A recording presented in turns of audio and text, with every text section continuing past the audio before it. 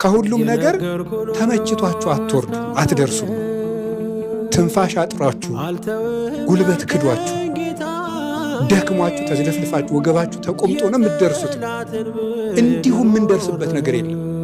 ልማር ቢሉት ያው ነው፣ ላስተምር ቢሉት ያው ነው፣ ልመንን ቢሉት ያው ነው፣ ቢያገቡም ያው ነው፣ ቢነግዱም ያው ነው። ምንድነው ተራራ ያልሆነ ነገር? ቢሾሙ ያው ነው፣ አገልጋይ ቢሆኑ ያው ነው። ሁሉም ነገር እኮ ሁሉም ነገር በዚህ ምንድነው ያለየው? የሰው ሕይወቱ በዚህ ምድር ላይ ብርቱ ሰልፍ አይደለም? ምን የሰው ሕይወቱ በዚህ ምድር ላይ ብርቱ ሰልፍ ነው። ሰልፍ ውጊያ ከአጋንንትና ከዚህ ዓለም አኗኗር ጋር ይዋጋል የሰው ልጅ። ስለዚህ ያንን አውቀን የምንኖረው ነው። ጸሎት ተራራ ነው።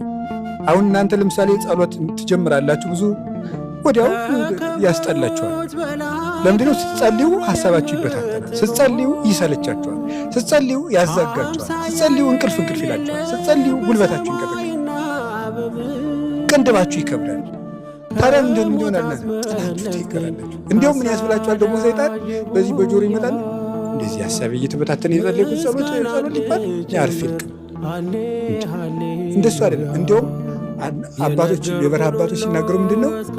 ባልተመቸህ ሰዓት በቃ ህሊና ጥሩ ልክስክስ ነገር እንኳን ባሰበበት ሰዓት ጥሩን ባልሆንክበት ቀን እንኳን የምትጸልየው ጸሎት ለእግዚአብሔር ምንድነው? የፍቅር መግለጫ ነው። ምክንያቱም እንደዚያ እንኳን ሆነ ፈጣሪን ማሰብ ችለሃል ማለት እንደዚያ እንኳን የማይረባ ነገር ውስጥ ሆነ እግዚአብሔር ማሰብ ችለሃል ማለት ነው። ለፈጣሪ በዚያም ውስጥ ሆነ እየታመንክ ነው። ሌሊት በምንጣፌ ላይ ፈጣሪዬን ምን እለዋለሁ ነው የሚለው፣ አስበዋለሁ። ይሄ ሌሊት በምንጣፌ ላይ የሚለው ሊቃውንት ሲተረጉሙት ምንድን ነው? ጨለማ ሌሊት ምንድን ነው? ጨለማ ነው አይደል? ምንጣፍ ምንድን ነው? መኝታ ነው፣ ስንፍና ነው። እና በማይረባ አኳኋን ውስጥ ሆኜም እንኳን ማንን አስበዋለሁ? እግዚአብሔርን አስበዋለሁ። ባልተስተካከለ ሰውነቴም ውስጥ ሆኜ እግዚአብሔርን አስበዋለሁ። እንደሱ ነው ምን ያለበት ማለት። ጥሩ ሰው ሰውን አስበዋለሁ ካልኩ መቼ ነው እኔ ጥሩ ሰው መሆነው? አፈር ቢያጥቡት መደፍረሱን ይተዋል?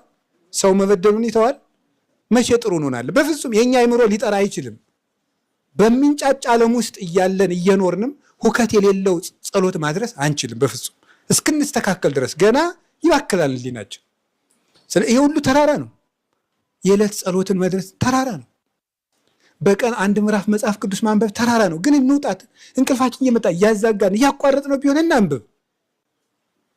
የጌታችን የኢየሱስ ክርስቶስ የጸጋውን ብርሃን በቃሉ በኩል እናያለን።